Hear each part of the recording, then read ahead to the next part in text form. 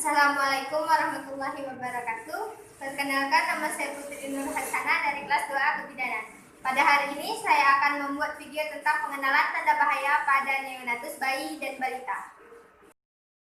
Muntah. Muntah adalah proses refleks yang terkoordinasi yang didahului oleh peningkatan air liur. Penata laksanaannya yang pertama, kaji sifat muntah dan penyebabnya. Kenapa si bayi itu muntah? Yang kedua, berikan suasana nyaman kepada bayi. Yang ketiga, perlakukan bayi dengan baik. Yang keempat, lanjut dengan pemberian ASI ketika bayi muntah, hingga muntah bayi berhenti.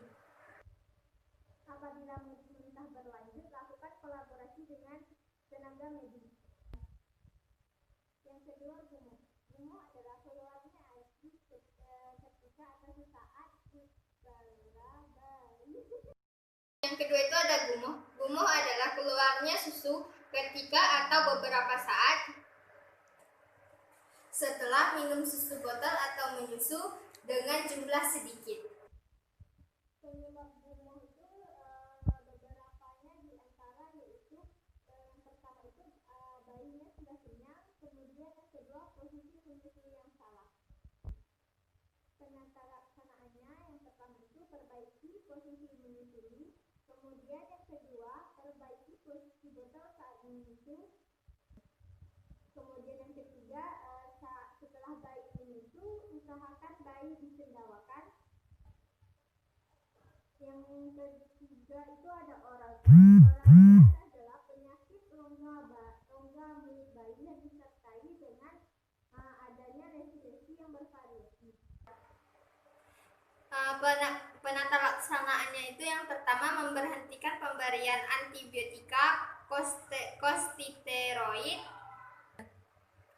dan kemudian diperiksa apakah ada atau tidaknya diabetes mellitus. Kemudian yang kedua itu pemberian aplikasi nystatin.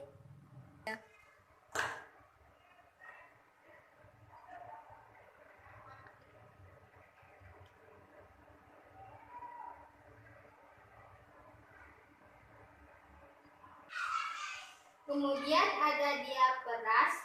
Diaperas itu atau ruang popok hanyalah istilah yang terjadi akibat peradangan kulit yang berada pada area penggunaan popok. Hampir semua bayi pernah mengalami kejadian tersebut. Diaperas umumnya dialami oleh bayi yang berusia 4-5 bulan. Penata laksanaannya itu yaitu yang pertama, pilihlah jenis popok yang berjenis kain yang bisa menyerap keringat atau jenis popok yang menggunakan bahan sekali pakai. Yang kedua itu ruang popok ini sebenarnya dapat sembuh hanya dengan mengganti popok dengan lebih sering serta menjaga kebersihan pada daerah yang menggunakan popok.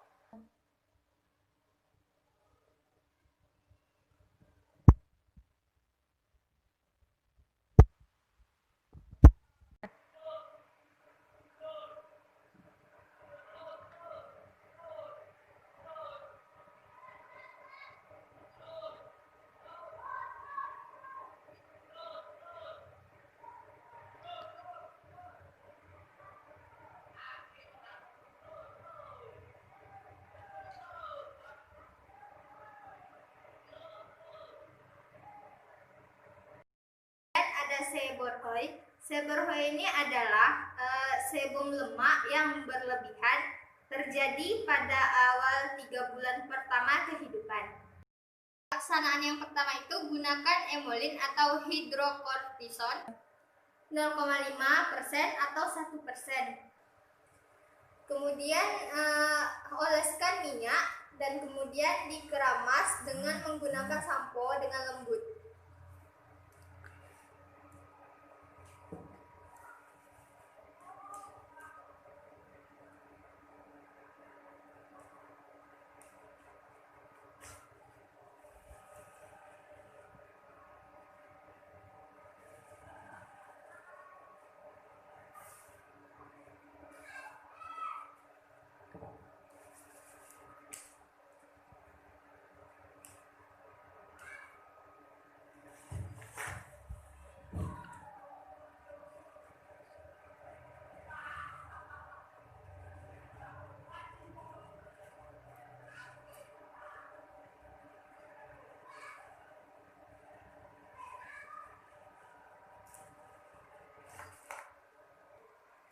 Kemudian jika resisten, gunakan asam salisilat 1%.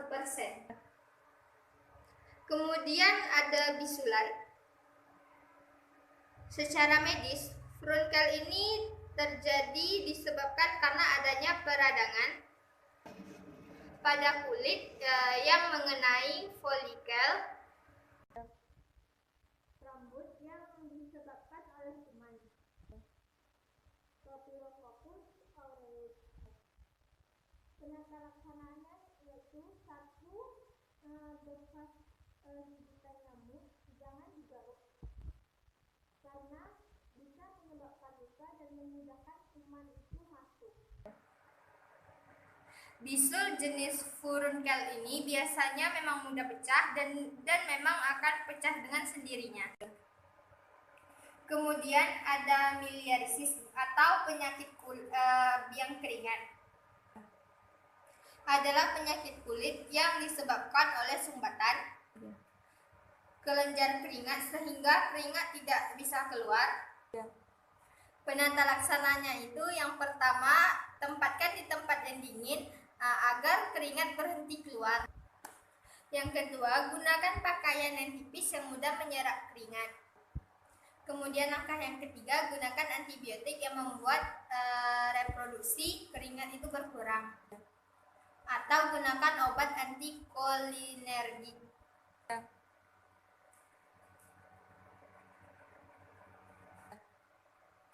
Gunakan obat bedak kocok yang bersifat mendinginkan dan disinfektan.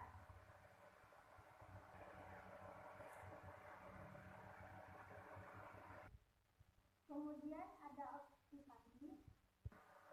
Obstipasi adalah suatu gejala atau hambatan sisa makanan di saluran pencernaan sehingga menyebabkan susahnya membuang air besar.